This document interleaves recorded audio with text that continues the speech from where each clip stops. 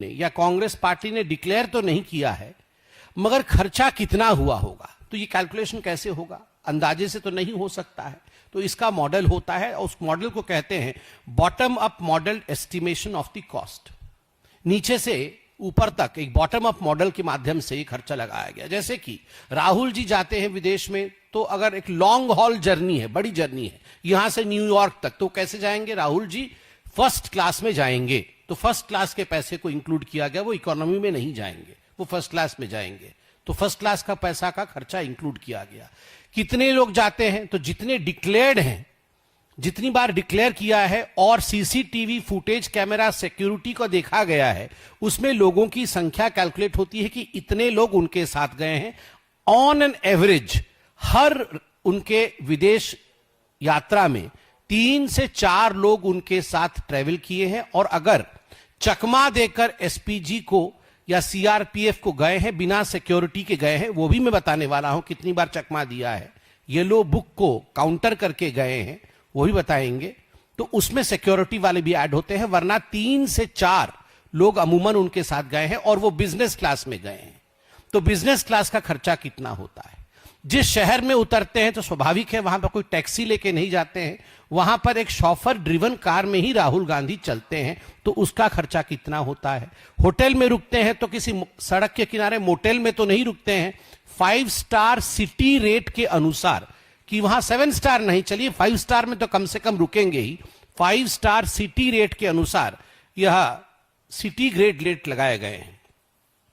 उसके साथ साथ फूड एंड बिवरेजेस 5 स्टार के लगाए गए हैं, इवेंट सपोर्ट प्लेसेस, इन सबको मिलाकर के एक क्यूमुलेटिव प्राइसिंग की गई है। मैं डिटेल में तो आऊंगा, मगर जो बड़ी संख्या है, जो कुल संख्या है, वो मैं आपको बता देता हूं। ये जो कैलकुलेशन हुआ, तो इस 3 ग्रेड में कैलकुलेशन किया गया। सबसे सस्ते टिकट, बीच वाले महंगे टिकट और सबसे महंगे टिकट, सबसे सस्ती गाड़ी, सबसे सस्ते होटल, बीच वाले और सबसे महंगे, इन 3 ग्रेड में कैलकुलेशन किया गया और मिड ग्रेड सेक्शन को लिया गया है कि चलिए वो बीचों बीच के होटल में रुके हैं, वो बहुत बड़ी लिमोजिन में नहीं चले हैं, छोटी सी गाड़ी में चले हैं, मगर शॉफर ड्रिवन है।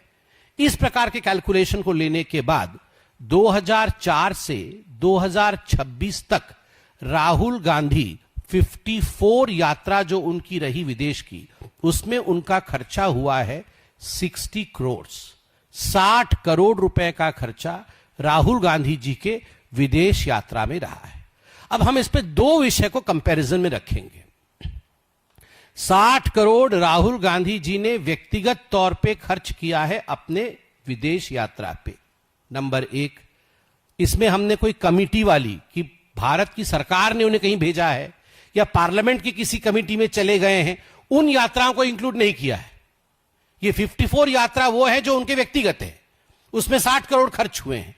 अब उसमें हमारे पास यहां पर फॉर्म 26, जब कोई एमपी चुनाव लड़ता है या एमएलए चुनाव लड़ता है, तो वह एफिडेविट सबमिट करता है। नॉमिनेशन के समय एफिडेविट में फॉर्म 26 भी सबमिट होता है, और जब फॉर्म 26 सबमिट होता है तो आप अपनी आमदनी भी डिक्लेयर करते हैं। पहले जो एफिडेविट होता था 2013-14 के चुनाव से पहले, उस समय वो कॉलम आपकी आमदनी की नहीं होती थी।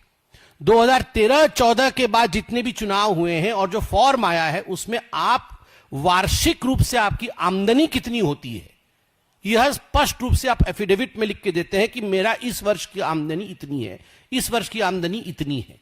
तो यह आमदनी आप लिख के देते हैं। तो हमारे पास राहुल गांधी जी के बैक टू बैक 2013-14 से 2022-23 तक असेसमेंट ईयर 2013-14 से असेसमेंट ईयर 2022-23 तक का, जब वो चुनाव लड़े, क्योंकि लास्ट चुनाव 24 का था और 24 के चुनाव के लिए 22-23 का उन्होंने अपना इनकम दिखाया है, तो कंटिन्यूअस 10 वर्ष के उनका आमदनी, प्रत्येक वर्ष 10 वर्षों तक वो कितना अर्न करते रहे, वो हमारे पास डिटेल है, क्योंकि ये पब्लिक डोमेन में है, आप भी निकाल सकते हैं।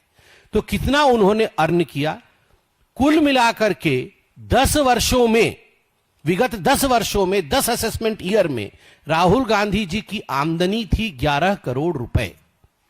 11 करोड़ रुपए की आमदनी, 60 करोड़ रुपए फॉरेन ट्रिप में खर्चा।